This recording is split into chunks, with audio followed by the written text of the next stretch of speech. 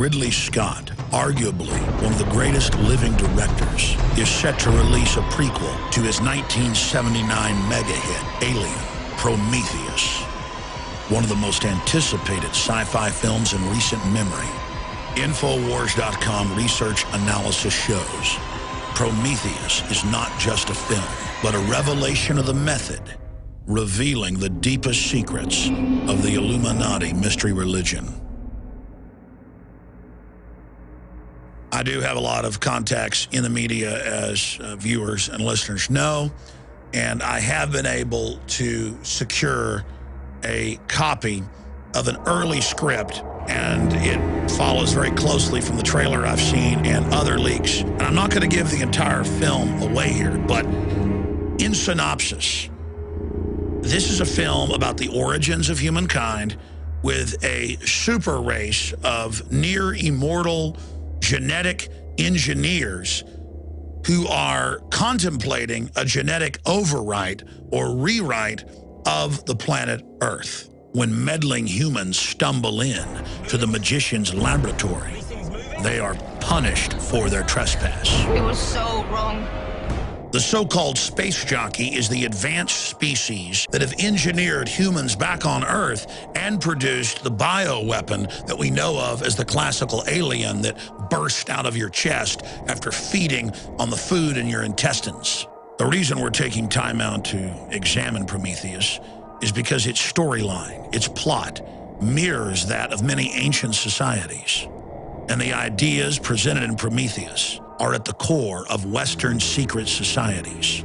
These are ancient civilizations that were separated by centuries, and yet this same pictogram was discovered in every one of them. Please tell me you can read that. I think they want us to come and find them. Across the world, we see evidence of early civilizations' obsession with what they believed were off-world influences. From the Nazca lines in South America to the pyramids of Egypt, we see artifacts, testament to early man's obsession with off-world manipulators. Every ancient culture believed they were communicating with men from the sky. Ezekiel with spinning wheels of fire landing and creatures with blue space helmets approaching Ezekiel and giving him a drug to take, and then he has wild hallucinations. One could say that Prometheus is simply art imitating life and putting a 21st century spin on the beliefs of the Dogon tribe in Africa and the Aztecs of Mesoamerica. Eric von Däniken, more than any other living person, has popularized the idea of chariots of the gods, and that our planet has been visited and manipulated by off-world creatures for thousands of years. But the systems that he popularized were regurgitated whole cloth from ideas developed by the ruling class of this planet. And I want to be clear, every major globalist we look at, going back more than 160 years, is completely and totally obsessed with the idea that off-world aliens are controlling this planet and giving them hidden knowledge. By the 1870s, T.H. Huxley Group and their X Club was dominating the Royal Society in England. The dominant theory within the X Club was that humans had been seeded here, along with most other life forms, by advanced beings from space. From the inception of Darwin's theory on the origin of species, evolutionary scientists never believed for a minute that life simply started on its own. That evolution is not some random, slow system developing by chance, but is actually directed by off-world seeders, terraformers, creators of worlds. Even the discoverer of DNA, Francis Crick, promotes the idea that life was seeded on this planet in what he calls directed panspermia. It is part of the larger myth of transhumanism. Huxley, Darwin, Wedgwood, the Galtons, they all interbred in an attempt to create this transcendent Superman.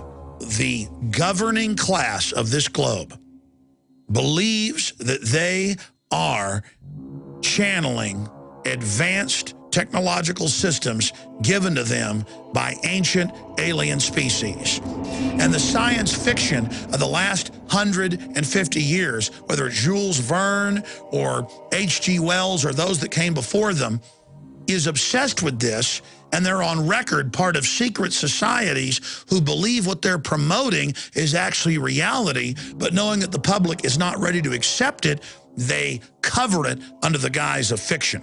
And the film Prometheus is completely constructed around the secret religion of the Illuminati, who believe that they are transcendent and becoming the Superman. We can create cybernetic individuals.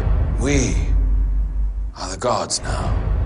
Blurring the lines between fiction and reality, we see a futuristic presentation of the technology conference TED. The keynote speaker is the founder of the Wayland Corporation, Mr. Wayland. There he describes Prometheus stealing fire from the gods.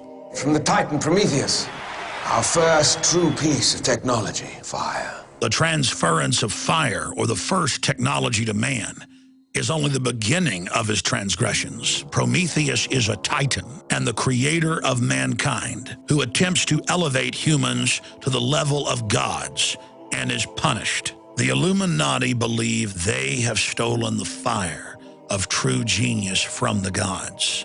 Biotech, nanotech, fusion. As man attempts to become godlike, we release potential forces that can and probably will destroy us.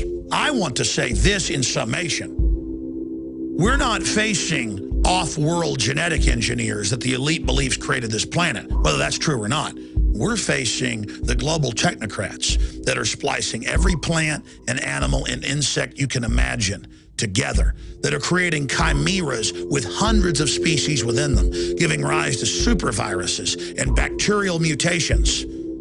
We are already seeing within 3 generations in rodents total sterilization and massive deformities in these animals.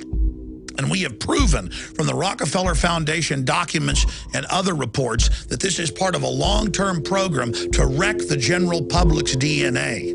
This is the global elite who have fantasized about off-world genetic engineers, creating them actually in a 160-year-plus program, developing the sciences and technologies to put this into place.